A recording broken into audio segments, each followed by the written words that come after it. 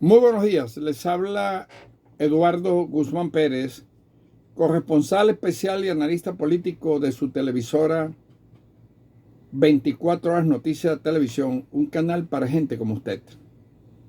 Desde Santa Fe de Bogotá, donde tenemos nuestra plataforma y sala de análisis, en los programas especiales Panorama Social Hispanoamericano que van dirigidos en emisiones en idioma castellano para Hispanoamérica, el Caribe, Estados Unidos del Norte y Europa Central. Hasta 1959, que aparece en el espectro político de Hispanoamérica la Revolución Cubana, que encontró un caldo de cultivo en 260 millones de habitantes del subcontinente.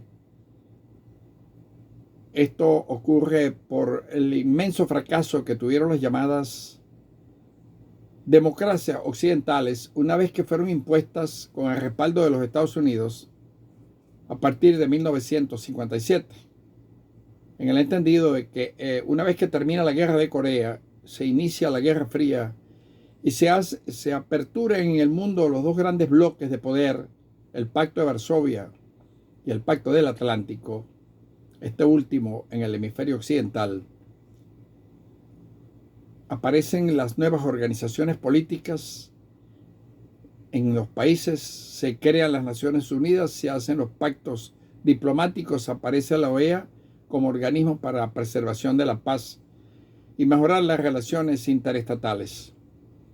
Sin embargo, 64 años después, ante el inmenso fracaso que significaron esas democracias occidentales que se circunscribieron dentro de la retórica de el clientelismo, el electoralismo y el populismo, y que no dieron respuesta a los problemas fundamentales de nuestras sociedades en materia de educación, formación para el trabajo, mejoramiento de la calidad de vida, servicios públicos, agricultura y sanidad. Empezó a producirse una geletanización del escenario político y miraron hacia la izquierda buscando los pueblos soluciones en quienes les presentaban algunas alternativas y ofertas que no se cumplieron igualmente de ninguna manera.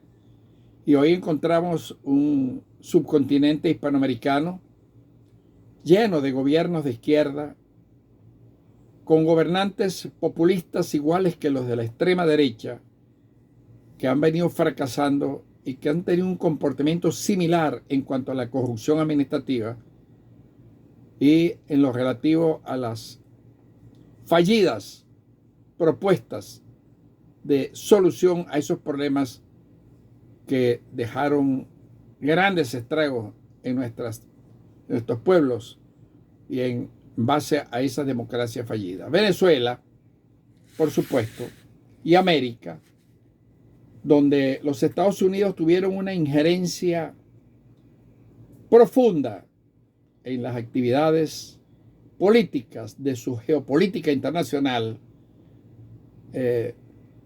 son en gran parte, quizás para no decir en su totalidad, los responsables de que hoy 660 millones de habitantes que pueblan el continente hispanoamericano vivan en situación de pobreza, de carencia para el trabajo, de desnutrición infantil, de falta de servicios públicos, de subeducación y subcapacitación, que es la peor condición de subdesarrollo que tienen los pueblos iberoamericanos. El Libertador, el 5 de agosto de 1829,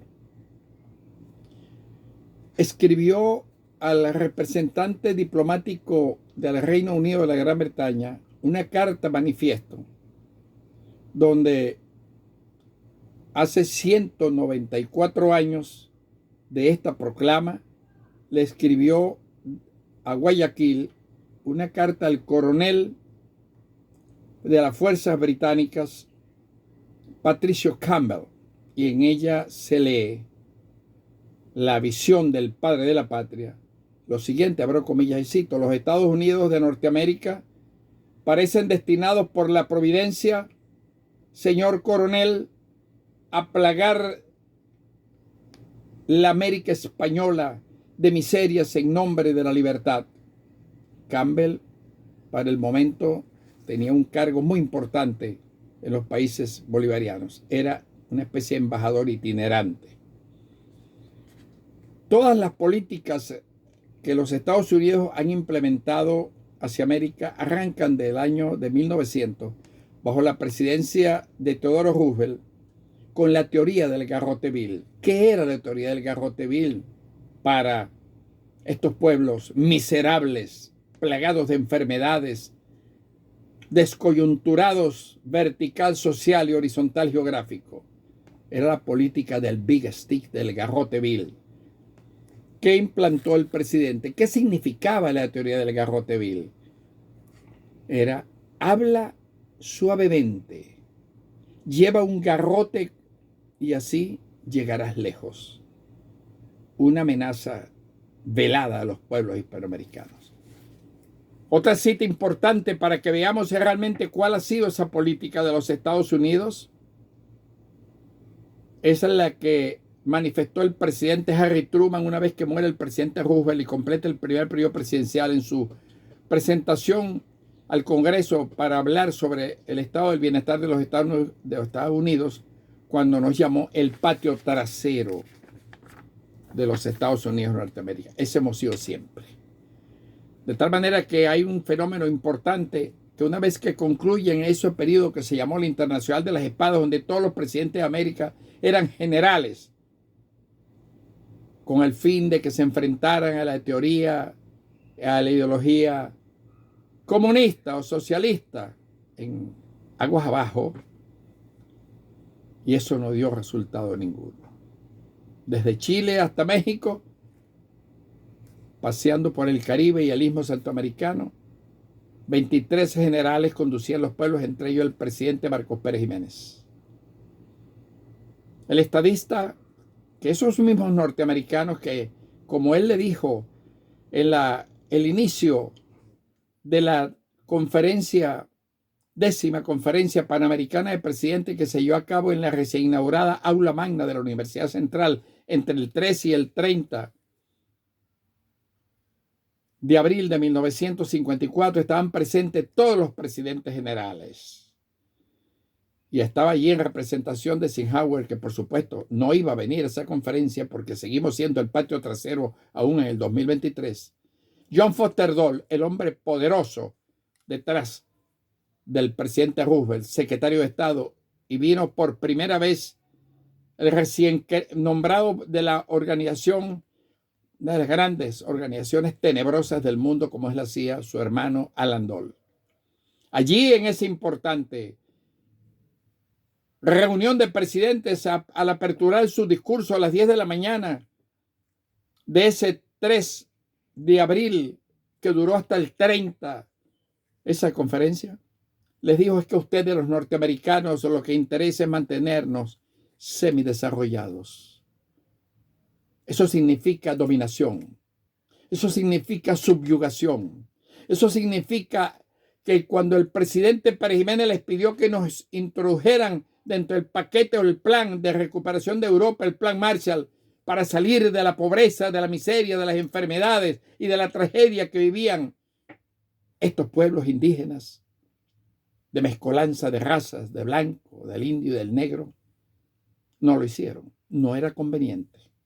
Mantuvieron la misma política de los imperios españoles, la ineducación de los pueblos iberoamericanos.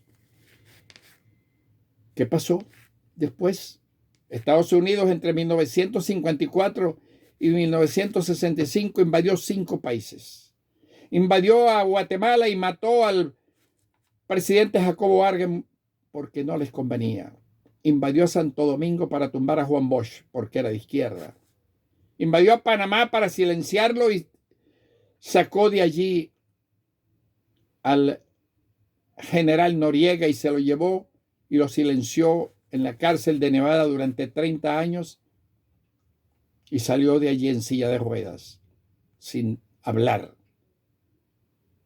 invadió a Grenada y mató al presidente de Granada, primer ministro Bishop. De tal manera que esa política de invasiones, de guerras, de suministrar en Centroamérica a través de Oliver North, el teniente coronel, arma para fomentar la guerrilla en Centroamérica y dotarla de sus fusiles R-15, mató 240,000 centroamericanos miserablemente, como lo viene haciendo en el resto del mundo, creando focos de violencia para hacer matar a los pueblos. Es larga la historia de los Estados Unidos y su geopolítica negativa y desastrosa hacia su patio trasero. Cuando se nombra el primer embajador de los Estados Unidos con carácter de embajador en 1939, oigan, porque habíamos tenido un representante diplomático en 1830 que se acreditó ante el gobierno provisional del presidente Páez. En 1939, el Departamento de Estado designa como embajador ante Venezuela a un médico que resultó alcohólico, que se hacía llamar el virrey de Venezuela, que fue expulsado después de 10 años de ejercicio de intervención en los asuntos internos descaradamente en los gobiernos del presidente Medina, de la Junta Revolucionaria de Gobierno y del gobierno de la Junta Militar de Gobierno presidida por el comandante Elgao Chalbó, fue expulsado de Venezuela.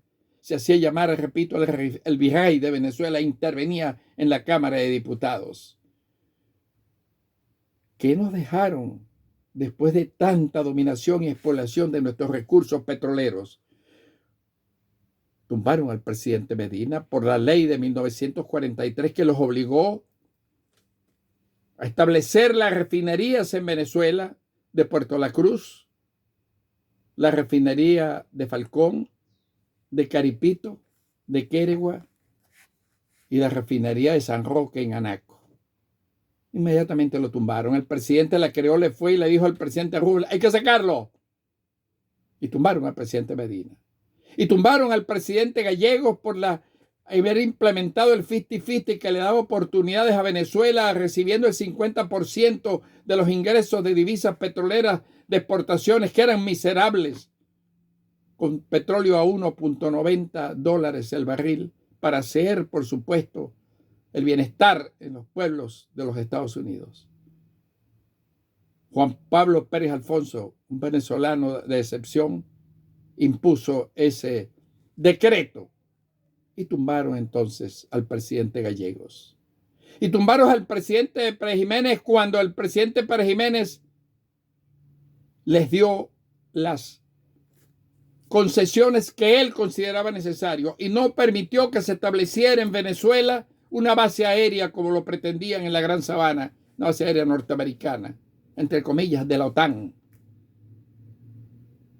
Y que el presidente Pérez Jiménez se negó a comprarles la chatarra para armarle nuestras Fuerzas Armadas sobrantes de la Segunda Guerra Mundial, dotó de armamentos más modernos, aviación a la fija y a la rotatoria en Inglaterra, fusiles el FAL en Bélgica y en otros países europeos, y construyó Asidora, las empresas básicas con tecnología italiana de la Innocenti y el sistema eléctrico con tecnología japonesa. Y tumbaron al presidente Pérez Jiménez, les desestabilizaron el gobierno con las huelgas, apoyaron el gobierno de Rómulo Betancourt que le hizo la entrega del petróleo de acuerdo con el Pacto de Nueva York suscrito entre Nelson Rockefeller, dueño de la ExxonMobil, y Rómulo Betancourt. Y desplazó al resto de las petroleras y el 90% de la explotación de los 18,000 pozos petroleros los hacía la Creole, la Móvil, la Mene Grande y la ESO, todas subsidiarias de la ExxonMobil de los Estados Unidos. Eso ha sido un rappel que les he hecho sobre cuál ha sido los resultados de las intervenciones de los Estados Unidos en los pueblos iberoamericanos y especialmente en Venezuela. Impusieron 40 años de una falsa democracia que dejó un país destrozado el año 99 con una deuda de 43,000 millones de dólares después de haber recibido 458,000 millones por divisas petroleras durante 40 años. Y le dieron la espalda al país cuando esa democracia tuvo el éxito más grande en haber generado y haber procreado a Hugo Chávez. Y el país sigue, Estados Unidos, dándole la espalda y la comunidad internacional. Les habló Eduardo Guzmán Pérez para su canal de televisión desde Santa Fe de Bogotá, 24 Horas Noticias Televisión.